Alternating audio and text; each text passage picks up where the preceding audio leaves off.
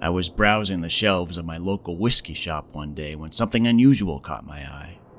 I saw what appeared to be a bottle of 23-year-old whiskey, one that was apparently selling for under $50. Quickly, though, I discovered my eyes deceived me. It wasn't an age statement at all. No, an age statement would have said something like aged 23 years. But instead, this label just mysteriously read number 23. What did that mean?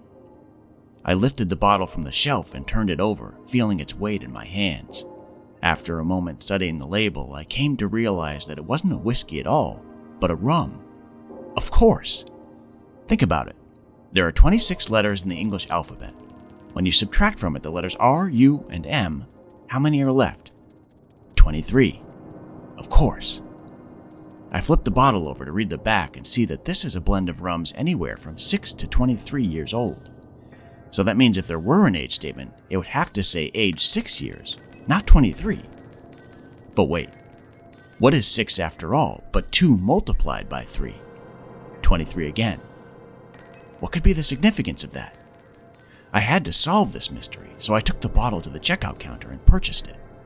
It was sold to me at a discount for $46.99, so I handed the cashier 3 $20 bills. She gave me back $13.01 and change. But wait, 01 backwards is 10. Add 10 to 13, and what do you get? 23. It was all 23. The riddle was pressing on my brain like a tumor, so I rushed home after the sale. When I got inside, I placed the bottle on the table and examined it intently. I decided to open it up and taste the rum to see if that might give me any further insight. When I get it into the glass, I notice the liquid is quite dark. A little too dark. Why did they put so much brown dye in this? Maybe they were trying to send me a message. What do they call the brown dye they put in distilled spirits? It's caramel color, right? But they also call it spirit caramel. And isn't it also known as E150A? Let's put it all together then. Spirit, caramel, color, E150A. 6 letters in spirit, 7 in caramel, 5 in color, and 5 in E150A. If you add all those together, what do you get? 23. Incredible. I give it a nose. I'm detecting brown sugar, raisins, and a hint of orange peel. I take a sip. I'm tasting mostly funky molasses and a little bit of sweet wine. 2 notes on the palate, 3 on the nose. 23. I decide to check out their website, hoping to find more clues to take me further down this rabbit hole. They're listing a lot more flavor notes than I did. Am I missing something? Maybe there's more if I dig deeper. What do they have on the nose? Caramel, vanilla, cacao, and butterscotch, with sherried notes, Brazil nut, hazelnuts, toffee, banana, and dried pineapple.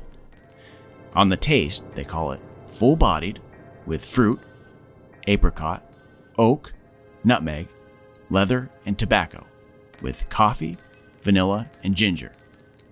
On the finish, they have butterscotch, spiced oak, and dried fruit. I add all the tasting notes up. 23 again! I sit back in stunned silence and take another sip. It does taste good, and I'm definitely enjoying it, but somehow I'm still not satisfied. This riddle remains unanswered. I continue to comb through their website for additional clues that might help me unravel this mystery.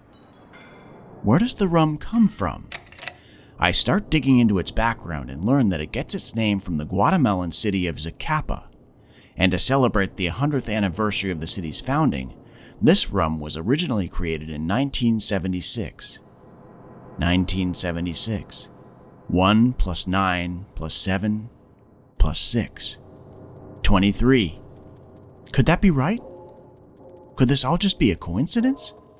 No, that's not possible. I need to know more.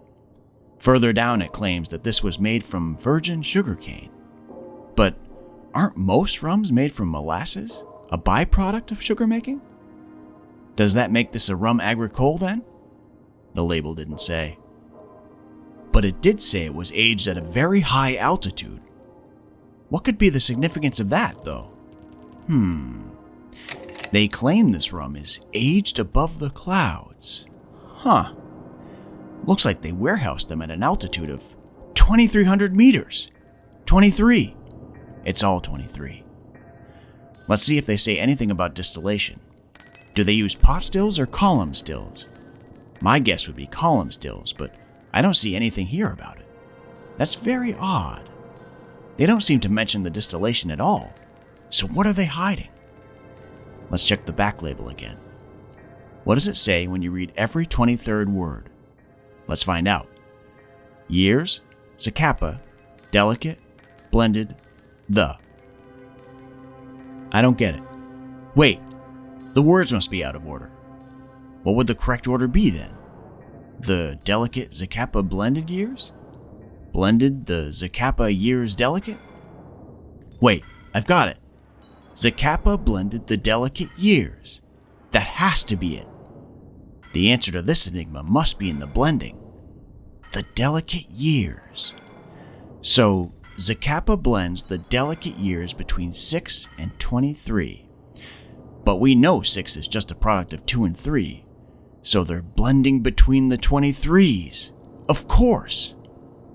But how are they blending them? The label says Sistema Solera. So that means they're using the Solera method of aging, right? I think that means they have multiple tiers of barrels from young to old, and each barrel contains rums of different ages, all blended together. But that's madness! But who is the one behind all this blending insanity? Let's find out.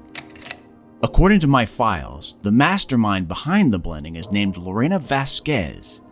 Could she be the key to this mystery? Let me think. Lorena has 6 letters and Vasquez has 7. But that only adds up to 13. A dead end. Wait, 23 is a prime number, right? So the name of whoever is behind this would also have to be made of prime numbers. Remember that Lorena is 6, which is the product of 2 prime numbers, 2 and 3. So Lorena Vasquez's name is comprised of the numbers 2, 3, and 7. 7 multiplied by 3 is 21. Add that to 2, and what do you get? 23 again. Of course. But could she really be the one behind it all? Why all the codes and secrecy if your mastermind is hiding right out in the open like this? Maybe she's just a front for whoever's really pulling the strings. I have to go back to the source. Zacapa. If Zacapa was a Scrabble hand, and you played the letters so that you got a double letter score on either the C or P and one of the A's, how many points would that give you? 23. It's all 23. I feel like I'm right on the edge of solving this mystery, but I'm not quite there yet. I guess the only thing left for me to do is to go to Guatemala myself. I need to speak to this Lorena Vasquez. I don't know whether she's truly the one behind it all, but maybe she can at least give me some more information. Either way, right now she's my only lead. Tomorrow I'll head to the airport and buy tickets to Guatemala and leave on the first available flight.